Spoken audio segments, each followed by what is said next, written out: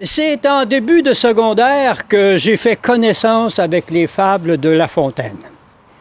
Instantanément, j'ai été gagné par le vocabulaire et par les rimes. De là, le goût de leur donner vie par la voix. Puis, l'entreligne commença à me chicoter. L'arrogance et le pouvoir du loup qui bouffe l'innocence de l'agneau. La suffisance et l'ennui du soleil et du vent qui joue au plus fort sur le dos d'un cavalier, m'agaçait royalement. Pour retrouver le plaisir des fables, j'ai décidé d'y mettre ma propre entreligne, en payant la traite aux imbus de mépris et de suffisance, me permettant par le fait même d'entrevoir un soupir de soulagement chez les abusés. Alors allons-y pour ces deux fables agrémentées de leurs après-fables respectives. Trop souvent, la puissance et l'arrogance s'amusent à trouver les mots et les moyens d'écraser la douceur et la fragilité.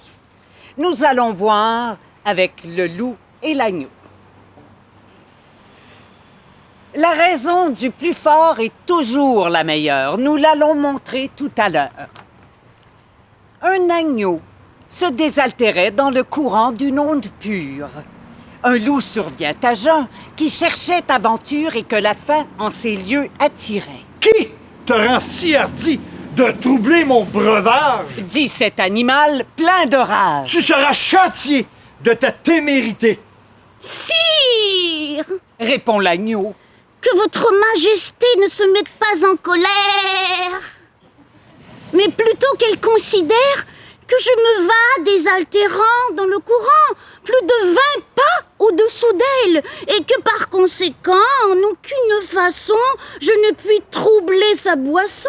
Tu la troubles? Reprit cette bête cruelle. Et je sais que de moi, tu m'as dit l'an passé. Comment l'aurais-je fait si je n'étais pas née? Reprit l'agneau. Je tête encore ma mère. Si ce n'est toi, c'est quelqu'un de... C'est donc ton frère. Mais je n'en ai point. C'est donc quelqu'un des tiens. Car vous m'épargnez guère. Vous et vos bergers et vos chiens. On me l'a dit. Il faut que je me venge. Là-dessus, au fond des forêts, le loup l'emporte et puis le mange, sans autre forme de procès. Ah. C'est beau. Oh oui, c'est C'est beau. beau. Ben non, c'est pas beau pantoute. Comment ça? Mais il a mangé l'agneau. Juste Ben là, un pas- enfant, un bébé, je veux dire. Au complet. Il était... Ben, au complet, je sais pas, là. Il a avalé tout rond. Il a avalé tout rond, c'est Ben pas... là, C'est injuste, là. Méchant, loup, hein? Mais là, André... Il t'était André, encore sa mère. Ouais, vu le même. André, t'as quelque chose pour nous? On vient de l'envoyer. Ah, je viens de le l'avoir. recevoir. Je viens de l'avoir.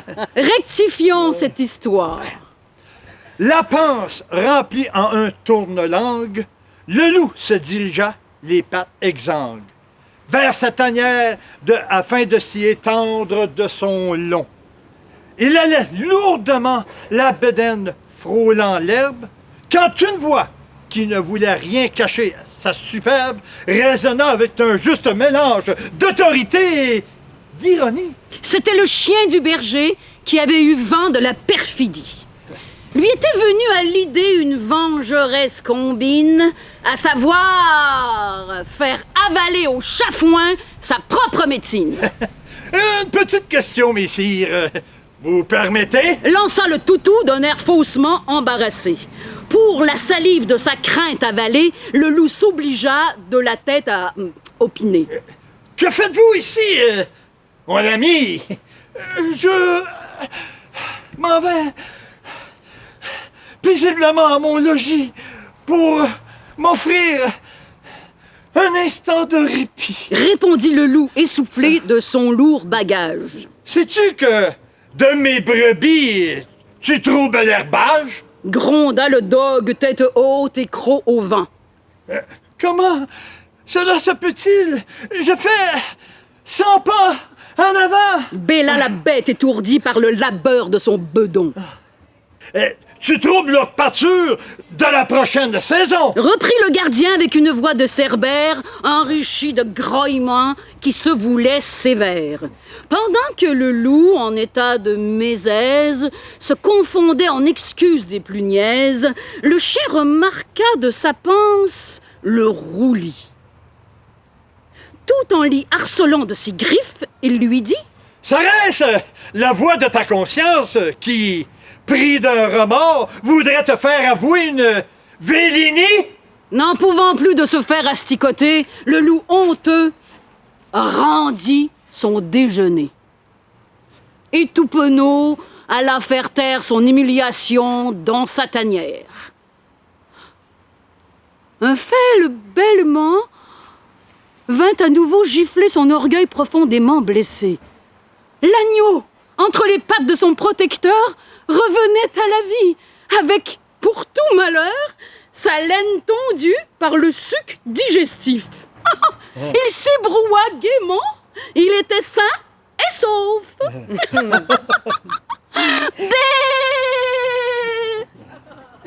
Lorsqu'à quelqu'un, malicieusement, l'on sert une soupe froidie, la vie se charge au lendemain de lui faire avaler un brouet de même acabit.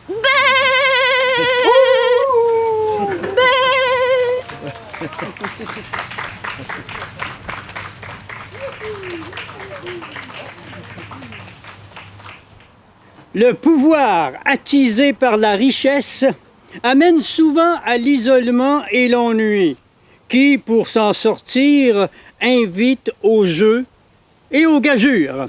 J'en ai pour preuve la fable Phébus et Borée. Borée et le soleil virent un voyageur qui s'était muni par bonheur contre le mauvais temps. On entrait dans l'automne, quand la précaution aux voyageurs est bonne. Il pleut, le soleil, lui, et l'écharpe d'iris rend ceux qui sortent avertis. Quand c'est moi, le manteau leur est fort nécessaire. Les Latins les nommaient douteux pour cette affaire. Notre homme, c'était donc à la pluie attendu. Bon manteau, bien doublé, bonne étoffe, bien forte. Celui-ci Dit le vent. prétend avoir pourvu à tous les accidents, mais il n'a pas prévu que je saurai souffler de sorte qu'il n'ait bouton qui tienne. Il faudra, si je veux, que le manteau s'en aille au diable. Oh, les battements pourraient nous en être agréables. Vous plaît-il de la voir? Eh bien, gageons nous deux, Dit Phébus. sans tant de paroles, à qui plutôt aura dégarni les épaules du cavalier que nous voyons. Commencez, je vous laisse obscurcir mes rayons. Et il n'en fallut pas plus. Notre souffleur à gage se gorge de vapeur, s'enfle comme un ballon, fait un vacarme de démon, siffle, souffle, tempête et brise en son passage maint toit qui n'en peut rien, mais fait périr maint bateau. Le tout au sujet du manteau. Le cavalier eut soin d'empêcher que l'orage ne se pût engouffrer dedans. Cela le préserva. Le vent perdit son temps. Plus il se tourmentait, plus l'autre tenait ferme. Il eut beau faire agir le collet et les plis. Sitôt qu'il fut au bout du terme qu'à la gageure on avait mis, le soleil dissipe la nue, recrée et puis pénètre enfin le cavalier. Sous son balandras, fait qu'il sue et le contraint de s'en dépouiller. Encore n'usa-t-il pas de toute sa puissance. Plus fait douceur que violence. Mais N'est-ce pas? voyons! Oh, wow! Non, ça non, finit comme ça ça? marche pas, là. Non, non, non, non, Oui, non, non, oui, oui. non, c'est pas vrai, non, non, ouais. Non, c'est n'importe Plus fait quoi. douceur que Oui, mais violence. Non, le vent et le soleil, c'est toujours chicané, ça. non, non, non, non, non, non, non, non. Attends un peu. Non. À qui est-ce qu'on pourrait bien demander ça? As-tu une idée? André! T'as sûrement une proposition Allez. pour nous? Attendez que j'y pense. Ah oui, voyons, fouillons dans l'entreligne. Ah oui, tout est là. Allons-y pour la suite. Libéré de la pèlerine, l'évaporation de l'abondante sueur pourvut le voyageur d'une délicieuse fraîcheur, qui le laissa complètement indifférent au fait que le manteau partit au vent. Indifférents de même étaient les deux parieurs. Boré boudait la défaite qu'il gardait sur le cœur. Quel mérite peut-il y avoir à rayonner sans effort, alors que moi, de me défoncer, je me dois me faire fort? Juste ciel! N'y a-t-il pas iniquité flagrante à cette gloriole qui se dépose sur une tête nonchalante? Et Phébus ne savait que faire, quant à lui, de ce type de victoire sans aucun fruit. Grand Dieu! Mais quand se présentera-t-il un défi duquel je sortirai ravie de me sentir grandi? Quand aurai-je enfin l'occasion d'apprivoiser courage et détermination? Boré se mit à cracher sa grogne dans l'air, ce qui eut pour effet de refroidir l'atmosphère. Phébus, pour vomir sa déconvenue, se cacha derrière un rideau de nu, privant ainsi la nature de riches couleurs, tout autant que de bienfaisantes chaleurs. Bientôt, froidure et grisaille prirent leur aise, pendant que sourire et sérénité tombèrent en ascèse. Et plus rien n'émouvait nos deux démissionnaires, pas même les plus criantes prières. L'atmosphère glaçante gagna aussi ce voyageur de tantôt, qui, tout frissonnant, se mit en quête de son manteau. À moins d'une lieue de l'endroit où ce dernier reposait, notre homme s'arrêta et se fit discret. Un gueux, presque nu, l'épiderme bleui, à genoux, tenait le vêtement contre sa joue salie. Une larme de gratitude y traçait son devenir, jusqu'à ses lèvres qui réapprenaient à sourire. Ému, le voyageur s'approcha de ce bonheur et aida le pauvre à s'enrichir de chaleur. Et du coin de l'œil, Phébus et Boré, à ce petit miracle, avaient assisté. Ils se regardèrent pendant que se rejoignaient leurs pensées. Leur insignifiante gageure avait pavé la voie à un événement où le partage était roi.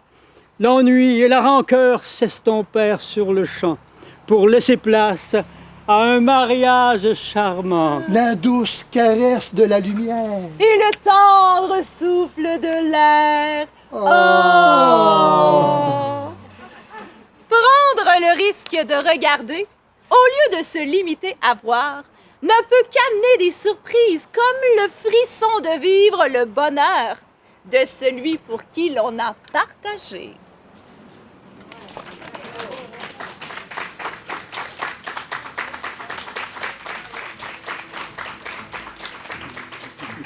C'était Les Après-Fables des gens de La Fontaine avec France Beaulé,